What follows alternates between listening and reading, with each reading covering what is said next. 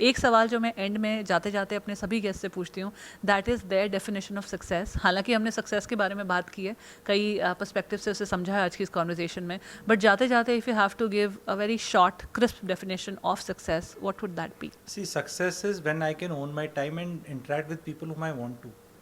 When somebody calls me and I don't want to go, I don't go. If somebody calls me, I want to go, I go. I can do whatever I want to do with most of my time.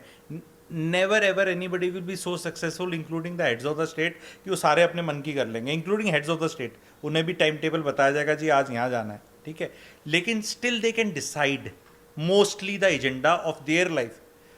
If I can decide the agenda of my life, that is one.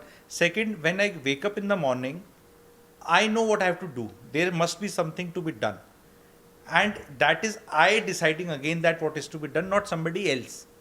मैं अपनी शरीर लेके नहीं जा रहा कहीं पे कि उस शरीर को बताया जाए कि तू ये काम करेगा, नहीं, उस शरीर को मेरी आत्मा ही बताएगी कि ये काम करना है. तो जो मेरी आत्मा मेरे शरीर को बता रही है, तो मेरा शरीर अगर मेरी आत्मा की सुन रहा है तो I am living A successful life. अगर मेरा शरीर, रिलेशनशिप्स क्यों टूटती हैं ज़्यादातर? क्योंकि कोई दूसरा शरीर या दूसरी आत्मा आपको कंट्रोल करती है. सारी जीवन में जो भी अपने ट्रबल्स आ रहे हैं ये वाले, वो इसी चीज़ से आते हैं सारे ट्रबल्स, कि somebody is trying to control you too much and that's what makes you unhappy. तो उसके चक्कर में लोगों ने क्या कर लिया है कि सक्सेसफुल होने के लिए, क्योंकि डेफिनेशन सुन के भी लोग क्या करेंगे, वो कनेक्शन ही काट देंगे. मैं नौकरी पे भी नहीं जाऊंगी, मैं शादी भी नहीं करूंगी, ये भी नहीं करूंगी, वो भी नहीं करूंगी, ये भी नहीं करूंगी, तो अब मुझे कोई कंट्रोल नहीं करेगा.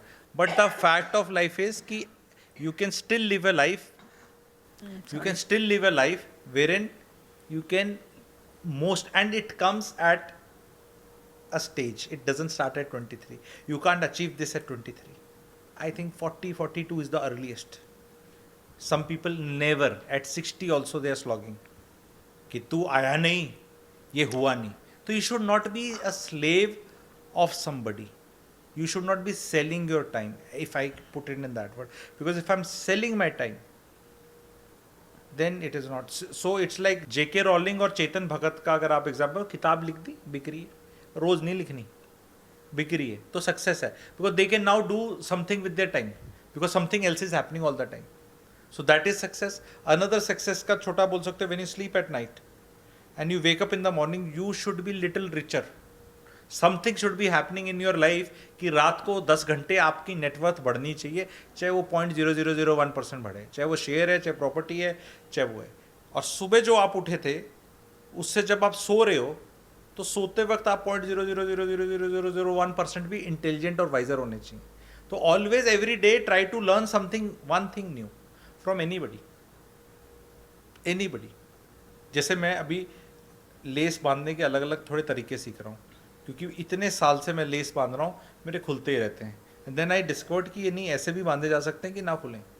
मतलब बात तो छोटी सी है, but then I just learned it. मतलब और वो गलती से कुछ यूट्यूब वीडियो आ गया एंड आई वाज लाइक कि यार इस पे भी वीडियो बनते हैं, लेस कैसे बांधने में भी वीडियो बनते हैं, मैं भी टाई कैसे बांधने में वीडियो बनाऊंगा. तो ये थोड़ी सी एक्साइटमेंट भी चाहिए आपको रोज.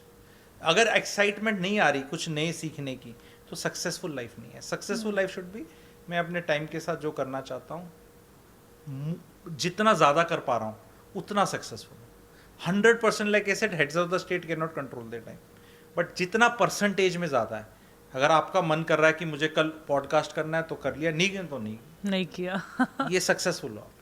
अमित जी, जो आपने सक्सेस को लेकर अपना पर्सपेक्टिव दिया है, ये इतना यूनिक है, because I ask this question to all of my guest, और हर किसी की डेफिनेशंस अलग अलग तरीक़ों से समझाती है सक्सेस को, बट लार्जली कुछ 4-5 बकेट्स में जो मुझे अब तक मिला है सक्सेस डिस्टिल डाउन होती है, जिसमें contentment, peace, joy of what you are doing, enjoying the process, ये सब बड़े कॉमन आंसर्स हैं.